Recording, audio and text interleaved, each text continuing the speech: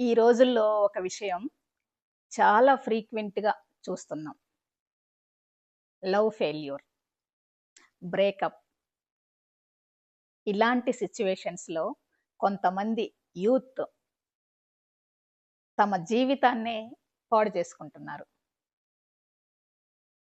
మిమ్మల్ని వదిలి వేరే వ్యక్తిని పెళ్లి చేసుకుంటే దానికి మీ జీవితం ముగింపే ఆన్సరా?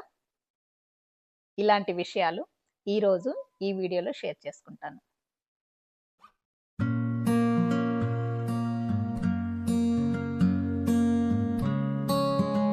తనని వదిలి వేరే అమ్మాయిని పెళ్లి చేసుకుంటున్నాడని తెలిసి, ఇక తన జీవితం ఎందుకు అనుకుంది ఒక అమ్మాయి. ఇట్లాగే కొంతమంది అబ్బాయిలు కూడా ఆలోచిస్తున్నారు. తనని కాదని వేరే వ్యక్తిని పెళ్లి చేసుకుంటే, అది తెలిసినప్పటి నుంచి డ్రింక్ చేయటం, కెరియర్‌ని పట్టించుకోకపోవటము, లైఫ్ మీద ఇంట్రెస్ట్ లేనట్లు బిహేవ్ చేయటము, ఇలాంటివన్నీ చేస్తూ జీవితాన్ని పాడు చేసుకుంటున్నారు. నిజానికి మీరిద్దరూ కలిసి చదువుకునేటప్పుడు ఫ్రెండ్‌షిప్ డెవలప్ అయ్యి అది పెళ్లి దాకా వచ్చుండొచ్చు. కానీ ఆ పెళ్లి అనేది మీ ఇద్దరికి మాత్రమే సంబంధించిన విషయం కాదు. 2 ఫ్యామిలీస్‌కి సంబంధించిన విషయం. తనని పెళ్లి చేసుకోవాలి అన్న మీ డెసిషన్‌ను, లేదా తనని పెళ్లి చేసుకోవాలి అన్న మీ ఇద్దరి డెసిషన్‌ను అవతల ఫ్యామిలీలో నచ్చుండకపోవచ్చు. ఏవైనా కావచ్చు రీజన్స్. ఇంట్లో ప్రెషర్ ఉండొచ్చు తనకి.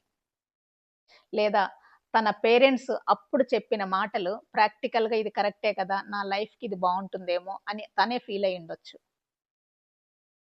మీకంటే అందగాళ్ళొచ్చుండొచ్చు. లేదా మీ ఫ్యామిలీ బ్యాక్‌గ్రౌండ్, డబ్బు, స్టేటస్ ఇవేమీ కూడా నచ్చకపోవచ్చు.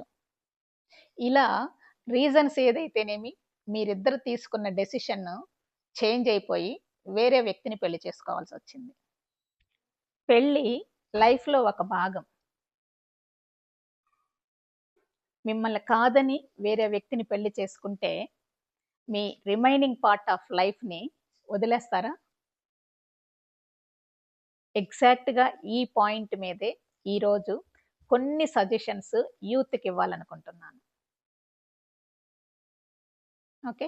సో, వాటిలో నంబర్ 1 ఏంటి అంటే, నువ్వు పెళ్లి చేసుకోవాలి అనుకున్న వ్యక్తి కాకుండా వేరే వ్యక్తిని చేసుకుంటున్నాడు అని తెలిసిన వెంటనే సెల్ఫిష్‌గా చేంజ్ అయిపో. నీ జీవితం నీది. వాళ్ళ జీవితం వాళ్ళది. నీ లైఫే నీకు ప్రయారిటీ. ట్రైన్‌లో ఎక్కడికైనా వెళ్ళాలి అనుకుంటాము. స్టేషన్‌కి వెళ్ళగానే ట్రైన్ మిస్ అవుతుంది. ఏం చేస్తాం అప్పుడు? స్టేషన్‌లోనే కూర్చొని ఇక నేను ఎక్కడికి వెళ్ళను, ఇక నేను ఆ ప్లేస్‌కి వెళ్ళను అని ఫిక్స్ అయిపోతారా? లేదా వేరే ట్రైన్ ఏముంది? లేక ఏదైనా బస్ ఆల్టర్‌నేటివ్ ఉందా? అని చెక్ చేసుకొని ఏదో ఒక విధంగా ఆ డెస్టినేషన్‌కి రీచ్ అవ్వటానికి ట్రై చేస్తారు. ఎగ్జాక్ట్‌గా అలాగే ఆ రోజు నుంచి ప్లాన్ బి ఇంప్లిమెంట్ చేయండి.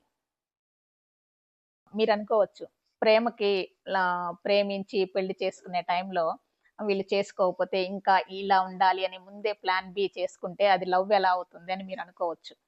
కానీ ప్రేమ మీ ఒక్కరిదే అవుతుందా? తల్లిదండ్రులది ప్రేమ కాదా? మీకున్న ప్రేమ బ్రేక్ అయితే మీరంత ఫీల్ అవుతున్నారు. అంటే మీకున్న ప్రేమకి age just 1 or 2 years. 25 years of love పేరెంట్స్‌ది ఏమవ్వాలి? మరి దాని గురించి కూడా ఆలోచించాలి కదా! ఒక్క ఒక్క డైరెక్షన్‌లోనే ప్రేమను మీరు హ్యాండిల్ చేయగలరా? మీ ప్రేమ, మీకున్న ప్రేమ, మీ మీదున్న ప్రేమ 2 ఇంపార్టెంటే. మీకున్న ప్రేమ ఫెయిల్ అయిందని మీ మీదున్న ప్రేమని పనిష్ చేయొద్దు. అందుకోసమే ఈ పాయింట్ ఆఫ్ వ్యూలో ప్లాన్ బి ఉండాలి. ఇది ప్రాక్టికల్‌గా మాట్లాడితే. ఒక లవ్ ఫెయిల్యూర్ అనో, లేదా బ్రేకప్ అనో ఇలాంటి కేసెస్‌లోనే కాదు. మీరేదైనా ఒక మంచి కంపెనీలో లేదా ఒక పెద్ద కంపెనీలో ఒక జాబ్ చేయాలనుకున్నారు. ఆ జాబ్ మీకు రాలేదు. అప్పుడేం ఫీల్ అవుతారు మరి? ఇక నాకు ఆ జాబ్ రాలేదు.